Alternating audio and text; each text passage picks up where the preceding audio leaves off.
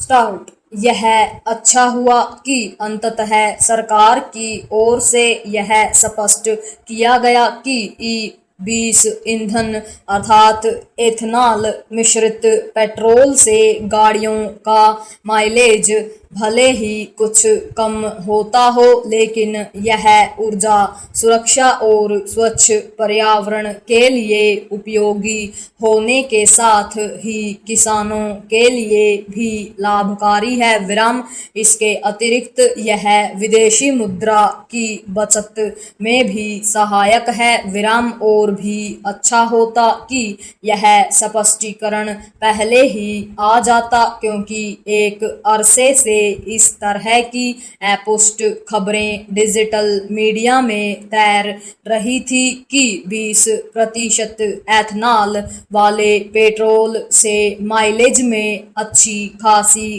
कमी आने के साथ ही वाहन के इंजन को भी नुकसान पहुंचता है। विराम कुछ लोगों ने तो ऐसे फर्जी वीडियो शेयर किए कि ई-20 पेट्रोल से उनकी गाड़ी बीच रास्ते में बंद हो गई। विराम इस दुष्प्रचार को देखते हुए सरकार और विशेष रूप से पेट्रोलियम मंत्रालय को समय रहते सक्रिय होना चाहिए था और वस्तुस्थिति स्पष्ट करनी चाहिए थी। विराम देर से ही सही यह काम किया गया, लेकिन अभी इस बारे में स्पष्टता की अपेक्षा है कि क्या 5-6 साल पुरानी गाड़ियों के लिए भी ई-20 पेट्रोल उपयुक्त है?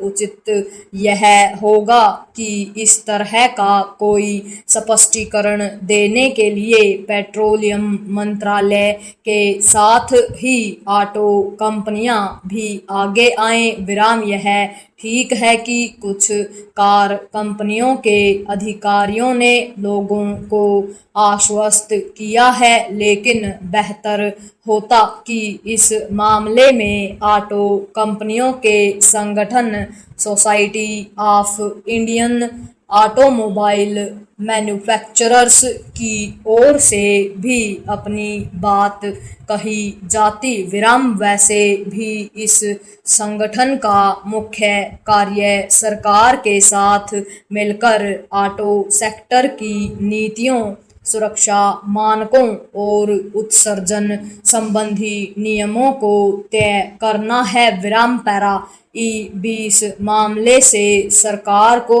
यह सीख लेनी चाहिए कि कोई नई पहल करने के साथ ही हितधारकों को भरोसे में लेना और आम लोगों को उसके उद्देश्यों से परिचित कराना आवश्यक होता है। विराम यह मानने के अच्छे भले कारण है कि एक एजेंडे के तहत किसी लॉबी की ओर से ई-20 ईंधन के खिलाफ दुष्प्रचार अभियान चलाया गया। विराम नीति नियंताओं को ऐसे एजेंडाधारियों के प्रति सदैव सतर्क रहना चाहिए। विराम यदि यह पहले दिन से ही स्पष्ट होता कि ई-20 ईंधन से माइलेज में महज 3-4% की कमी आती है और इसके